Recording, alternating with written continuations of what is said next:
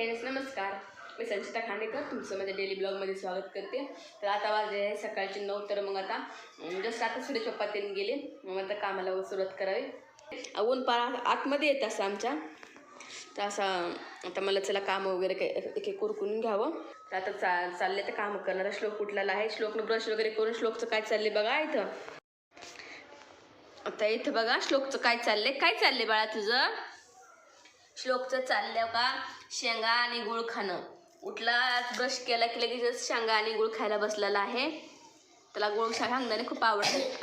राम म्हण ना, राम नाही का म्हणायचं. तर फ्रेंड्स, मग मी तुम्हाला आज दाखवणार आहे दुधी भोपळ्यापासून बनणारे धपाटे. तर चला मी तुम्हाला त्यासाठी साहित्य दाखवते. त्यासाठी लागणारं तर हे बघा, त्यासाठी लागणारं साहित्य हा दुधी भोपळा आणि हे आहे जिरे, 1 चमचा जिरे, 1 चमचा ओवा, हा लसूण, हिरवी मिरची आणि कोथिंबीर. तर चला आता हे अगोदर सगळ्यात अगोदर मी मिक्सरमधून वाटून घेते याला. चला तर त्यासाठी लागणार हा भोपळा. तर हा भोपळा मी खिसून घेते अगोदर. भोपळ्याच्या साईडचं काढून त्याच्यावरचं अगोदर हे करून घेते. म्हणजे हा खिसला जातो लोक. हा भोपळा मी स्वच्छ धुवून वगैरे घेतलेला आहे. हे असं ह्यानं काढून घ्यायचं वरचं साल त्याची. खिसायला सोपा जातो, पटकन खिसला पण जातो तो भोपळा. तर ती खिसण्याच्या सहाय्याने मी ह्याचं खिसून घेते.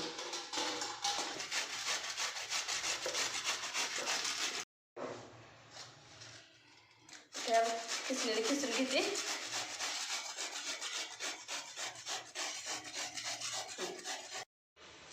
तर त्यासाठी लागणारं ते हे आहे डाळीचं पीठ. एक वाटी डाळीचं पीठ घ्यायचे आपल्याला. ते चाळून घेऊन त्यासाठी लागणार 1 वाटी डाळीचं पीठ आणि 1 वाटी ज्वारीचं पीठ आणि 1 वाटी ज्वारीचं पीठ आणि परत ही 1 वाटी गव्हाचं पीठ. तर ते तिन्ही पीठ मिक्स करून मी चाळून घेते. त्याचा मग तिन्ही पण पिठे मिक्स केलेले आहेत मी. आणि त्याच्यासाठी आता काही मगाशी वाटलेलं लसूण तेल, कोथिंबीर, लसूण तेल हे एकत्र मिक्स करून घ्यायचं. सगळं टाकून ते मी चटणी मिरची जरा कमीच वापरलेली आहे, कारण की माझी मुलं तिखट खात नाहीत ना, त्याच्यामुळे मग मला कमीच वापरावी मिरची. तुमच्या आवडीनुसार तुम्ही मिरची घालू शकता. आता इथं थोडंसं मीठ चवीनुसार मीठ घालायचं. मीठ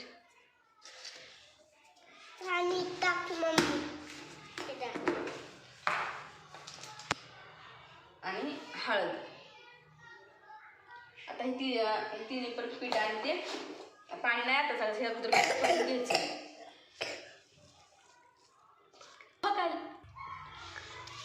तर आता हे तिन्ही पण असं मिक्स भोपळ्याचं का खिस होता ना, त्याच्यातच मिक्स करून घ्यायचं. पाणी लगेच नाही करून घ्यायचं, अगोदर सगळीकडे मिक्स करून घेऊन मग परत पाणी मिक्स करून. पण जास्त पाणी लागत नाही ह्याला, कारण की भोपळ्याचं तर अगोदरच पाणी झालेलं असतं खिसून घेतल्यानंतर. त्यामुळे पाण्याची जास्त गरज लागत नाही ह्याला. अगोदर मिक्स करून घ्यायचं, नंतर परत लागेल तसं तुमच्या ह्यानं पाणी घालायचं. पाणी घालून घेते थोडं ह्याला. जास्त पाणी लागतच नाही, तर भोपळ्याचं पाणी होतं जास्त.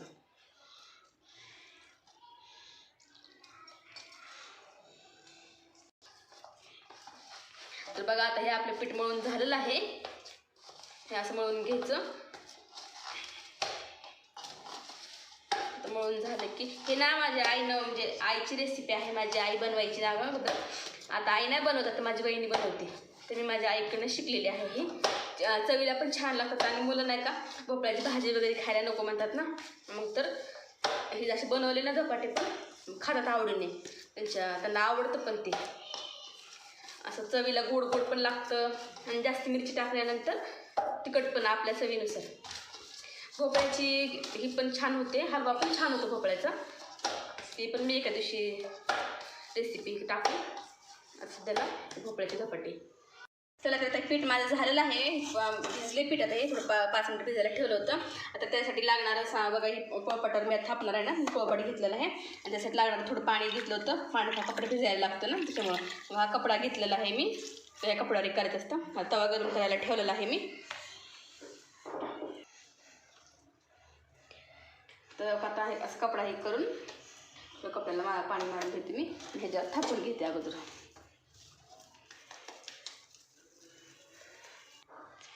तर आता हे असं हे घेऊन छोटे घेऊन असं हाताच्या सहाय्यानं आपल्या थापून घ्यायचं.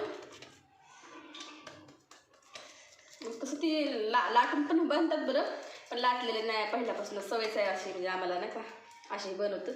खरंच खायला खूप टेस्ट लागतात. करून बघा तुम्ही एकदा, नंतर परत मला सांगा कसे बनले होते तुमचे.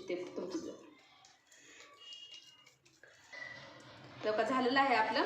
आणि धपाटे कसं केलं की आई आमची म्हणते असं वेज तर नाही का होल पाडायचीच म्हणे, चांगलं असतं ते. त्याच्यामुळे मग आता मी होल करून घेते. थोडंसं तेल लावून घेते मी तव्याला, चिटकणार नाही ती. तर आता मी करून घेतलेलं आहे. तर आता मी सोडते.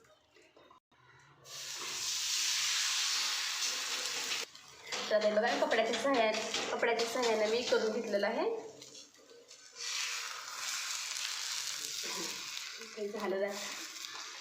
झालं धपाटे. त्याच्यात आता मी ह्या वेळेला थोडं तेल सुटते, म्हणजे खाल्ली पण बाजू भाजली जाते मी छान. तर ते आपली एक साईड भाजलेली आहे.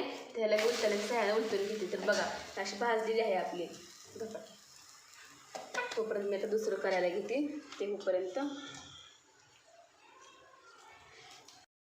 तर बघा आता हे आपलं भाजलेलं आहे धपाटं. तर आता मी साईडला काढून ठेवते. भाजून झाले. तर बघा हे आपलं झालेले आहेत आता माझे धपाटे. तर बघा माझ्या मुलांना तर खूप आवडतं. तर मग करायलापासून मुलांचं चाललंय खायला दे म्हणून. तर चला मी त्यांना खायला पण देते.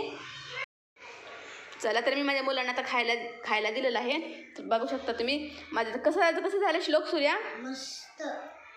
श्लोक तू सांग. मस्त. चला तर आता माझ्या मुलांना तर आवडलेलंच आहे. तर तुम्हालाही कसं वाटला माझा आजचा ब्लॉग हा मला कमेंटमध्ये नक्की सांगा.